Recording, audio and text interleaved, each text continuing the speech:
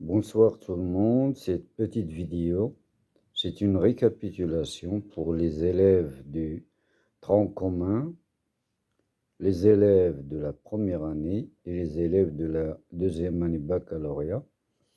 Je vous souhaite la bienvenue dans cette petite vidéo, petite capsule qui vise à rafraîchir la mémoire une seconde fois, surtout après la fin et l'achèvement du premier semestre. Actuellement, on est dans quelques jours, on accueillera le mois sacré. Vous savez bien que les séances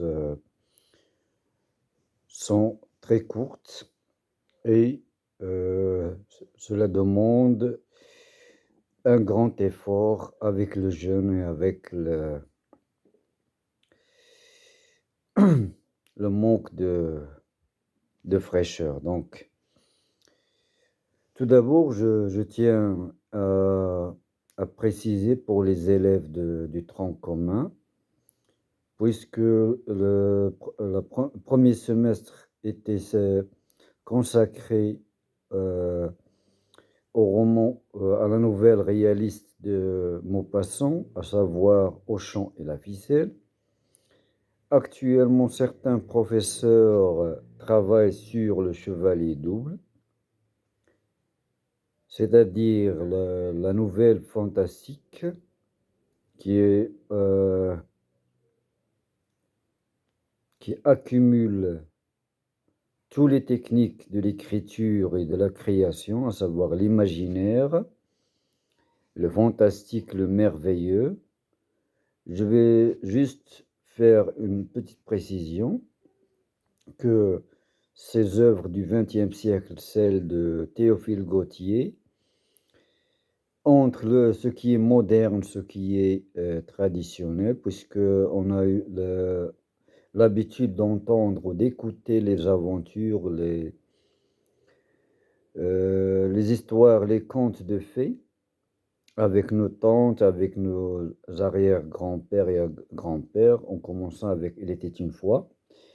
Mais la seule chose qui a changé ici, c'est que Théophile Gautier a commencé son travail, sa nouvelle fantastique, avec une question, une fausse question, qui à la fois à la forme, c'est une question et qui contient à l'intérieur une réponse, c'est-à-dire qui rend donc la blonde Edwige si triste. Donc, nous avons dit au préalable que la blonde Edwige n'est pas originaire de la France, mais originaire d'un pays scandinave. Elle vit seule dans son palais. Son mari, c'est un chevalier, c'est un roi qui a eu l'occasion de sortir, de la laisser seule.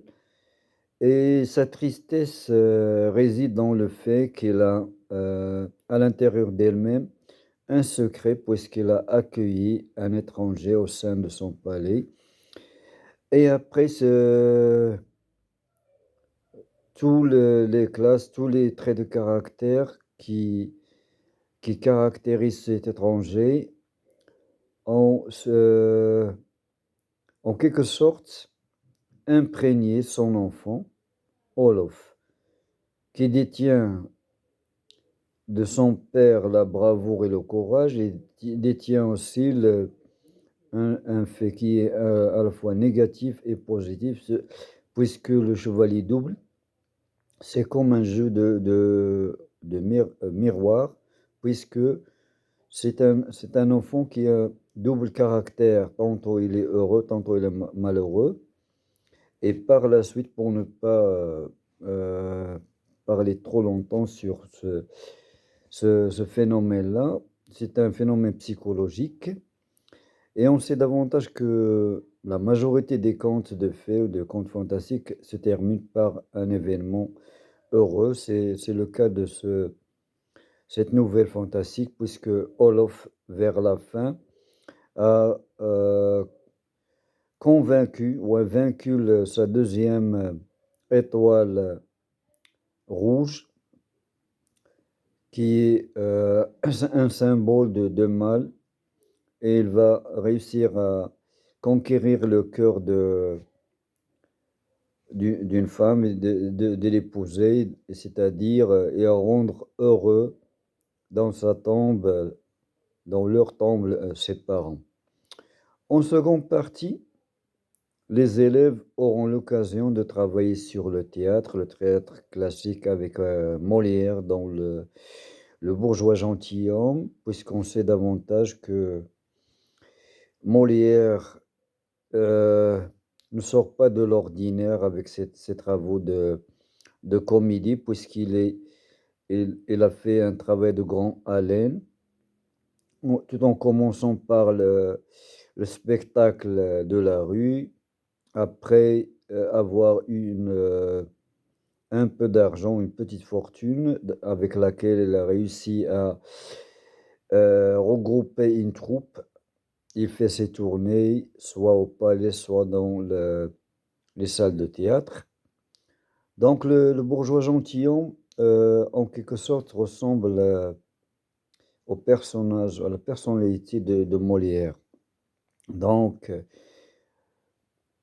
comme on dit, le bourgeois gentilhomme, Monsieur Jourdain, avait l'intention de ne pas rester un simple bourgeois, mais il veut surclasser ou placer la barre très haute, tout en se nommant un noble. Mais pour réaliser cet objectif-là, il doit épouser une seconde femme, et pour l'épouser, il doit changer de caractère, changer d'habit, changer de tempérament, puisque dans son palais ou dans sa maison, il a invité des gens pour lui rendre service, à savoir un maître de musique, un maître à danser, un maître d'armes, un maître tailleur et un maître de philosophie. Donc, mais à chaque fois, ces gens-là exploitent son ignorance, et ils lui ont soutiré de l'argent. Donc vers la fin, elle est heureuse, mais en contrepartie, il était retenu par un piège que sa femme lui a fait. Donc, pour réaliser son objectif, il doit en même temps accepter le mariage de sa fille. Donc, ceci concernant, et on sait davantage que pour les élèves, ils doivent en même temps travailler sur le lexique de théâtre, à savoir tous les techniques, tous les éléments extra-textuels qu'on appelle d'ordinaire les didascalies ou les documents annexes,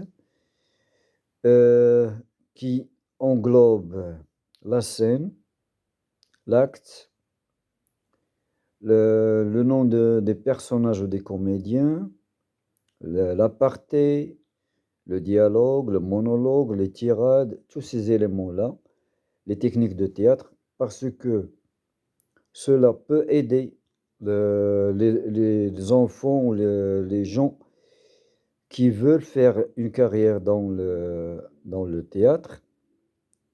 Et en même temps, ce sont des éléments qui vont aider le réalisateur, les comédiens, pour bien maîtriser leurs pas et leurs marches et leurs mouvements dans le théâtre, tout en développant des gestes de caractère, comme dans le théâtre comique, il y a le comique de situation, le comique de parole, comique de geste. Il y a les malentendus qu'on appelle le quiproquo, etc.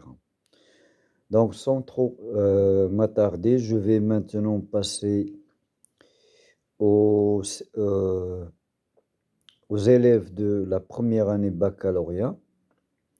Tout d'abord, ils ont travaillé sur la boîte à merveilles d'Ahmed Sfreoui. J'ai parlé et reparlé longtemps.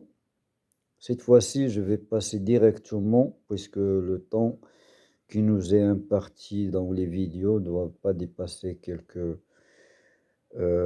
minutes, donc je vais faire vite.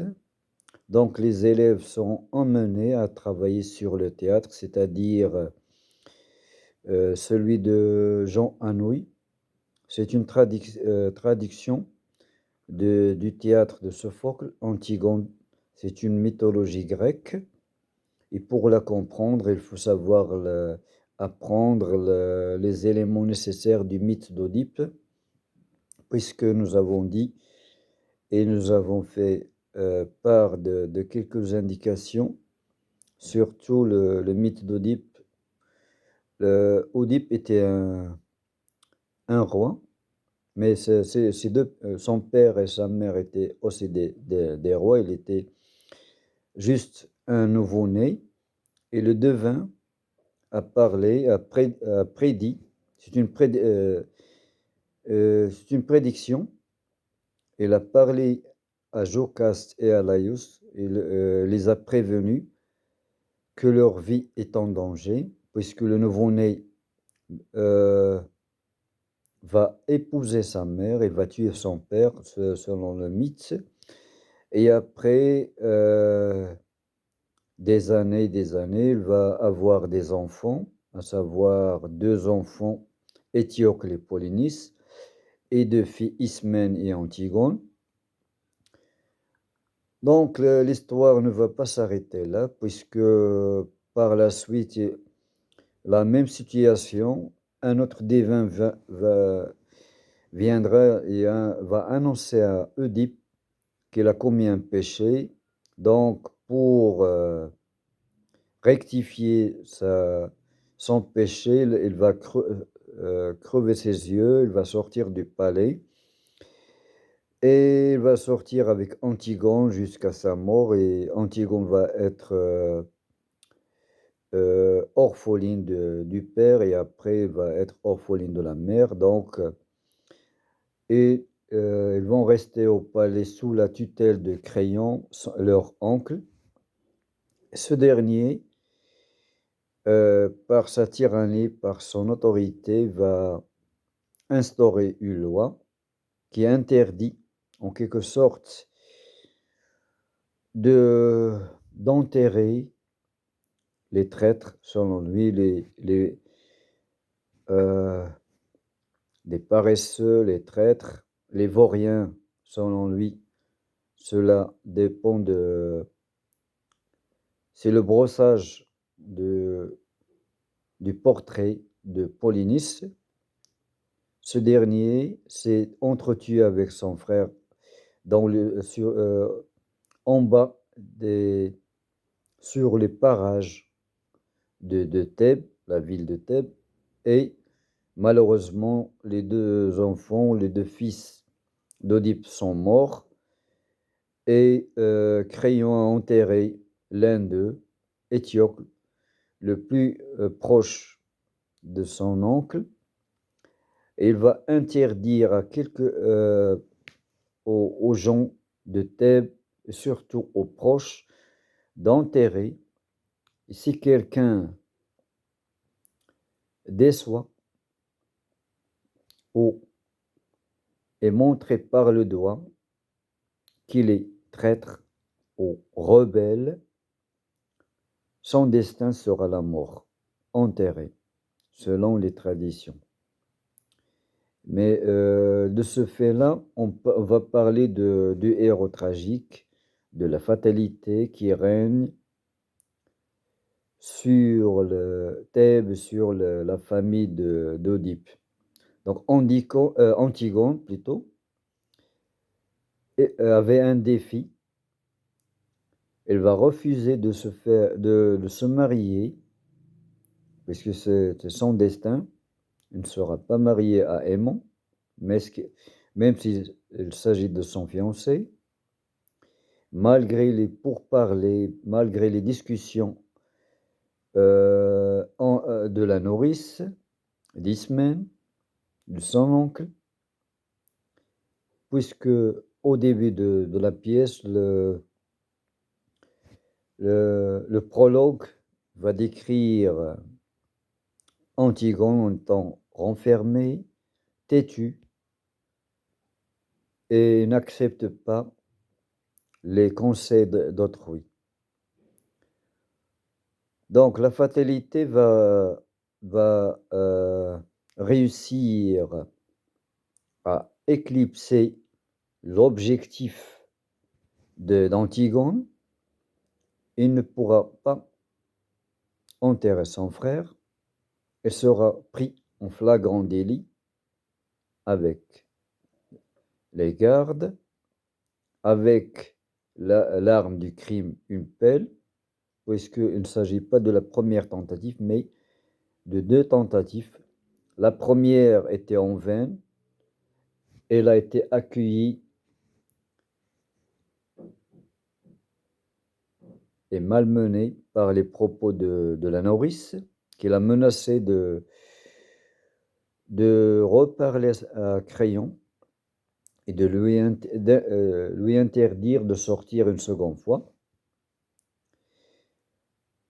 Il y avait des techniques de quiproquo. Lorsque la nourrice a parlé d'un amant, d'un maître chanteur ou d'un autre homme dans la vie d'Antigone, mais cette dernière a nié catégoriquement de dire je n'ai pas un autre amant, donc je suis sorti voir le jardin. Et même Ismène, avec ses propos, n'a pas réussi à convaincre sa sœur. Aimon lui-même a été chassé de la vie d'Antigone. Et en fin de compte, il y a des scènes, à peu près 4 ou 5 scènes entre Antigone et Crayon, son oncle. Ce dernier, malgré ses menaces, malgré son caractère de gentillesse, en proposant de faire taire les gardes pour ne pas dire aux gens que sa nièce lui a tenu tête. Donc, même après l'intervention de Aimon, qui a essayé supplier maintes reprises son père, mais malheureusement, dans une autre scène, il lui a dit, malheureusement, je ne peux pas. Elle a parlé, et tout le peuple sait davantage que Antigone enfreint la loi, donc c'est une rebelle, et les choses, le destin a voulu ainsi. Par la suite, on a su que Aimon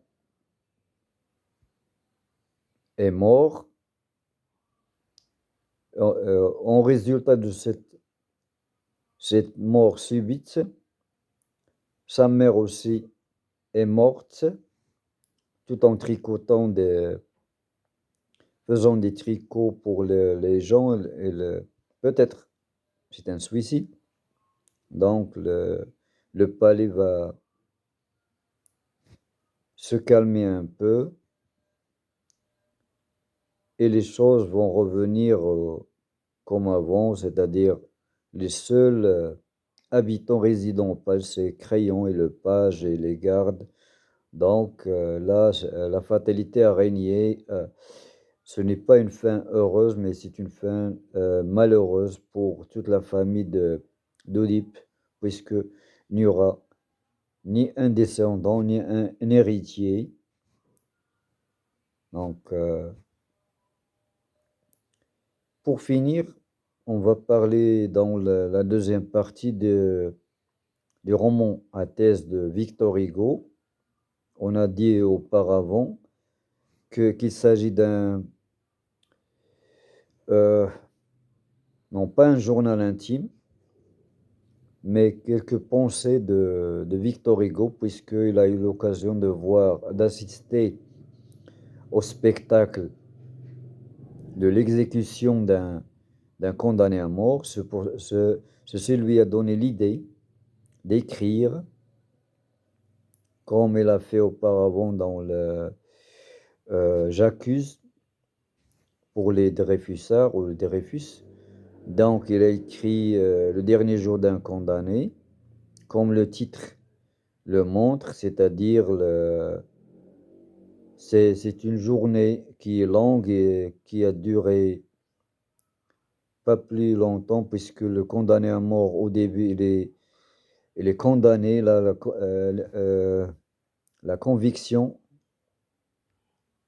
et son destin n'est pas en son main, c'est le verdict va tomber dans quelques heures, même s'il a été assisté par un avocat. Mais notre histoire, notre roman, en quelque sorte, décrit la souffrance des forçats, des détenus, soit politiques, soit des criminels, et est-ce qu'à chaque fois, le narrateur nous montre les écrits, les graffitis des détenus. Autre chose qui tient à cœur du condamné à mort, en attendant d'être gracié par le roi, c'est qu'il a écrit un testament pour sa mère, qui est vieille, qui est malade, sa femme aussi, mais jusqu'au dernier moment, il croyait que l'unique personne qui va croire en son innocence, c'était sa petite fille Marie, mais dans sa visite au palais de justice avant l'exécution de son père, quelques jours ou quelques heures, elle a refusé de lui parler. Et c'est pour cela qu'il a écrit le testament dans le chapitre 9. Donc, tout le long de l'histoire, il attendait et attendait plus longtemps. Il nous a décrit son itinéraire depuis la prison, le cachot de Bicêtre jusqu'au palais de justice, jusqu'au là où ils vont lui couper les cheveux et le préparer à l'exécution. Il avait l'intention, se disait, peut-être, peut-être je serai gracié, mais les 3 points de suspension qui achèvent le roman, en tant que lecteur averti, nous montrent qu'il sera exécuté. Donc, notre roman, comme le cas d'Antigone, c'est là le point commun entre ces deux. Et le sentiment qui règne entre les 3 œuvres, à savoir La boîte à merveilles, Antigone et Le dernier jour d'un condamné, c'est le sentiment de solitude, puisque les 3 héros, Sidi Mohammed, Antigone et ce jeune homme dont on ne sait rien, ni son âge, ni seul élément qu'on a, c'est qu'il était marié, qu'il avait une petite fille de presque de 3 ans, une petite fille, une femme et une mère. Donc, on ne sait pas, peut-être dans quelques traces écrites dans le roman, qu'il était condamné pour peut-être un règlement de compte, peut-être il a assassiné quelqu'un, c'est-à-dire il y avait du sang. Donc, il a payé, il n'a plus le droit à la liberté. Le seul moment où il était libre, c'était dans le chapitre 1, dans l'incipit, où il parlait de liberté avec les femmes, le cinéma, le théâtre. Donc, sa joie était de courte durée. Donc, je vais m'arrêter là. Je vous donne rendez-vous dans la prochaine vidéo pour vous parler du roman du Père Goriot. concernant la deuxième année baccalauréat. Donc, vous souhaite la bienvenue et je vous donne rendez-vous dans une seconde capsule pour plus de détails. Je vous souhaite bonne chance et bon courage et bonne continuation. À bientôt.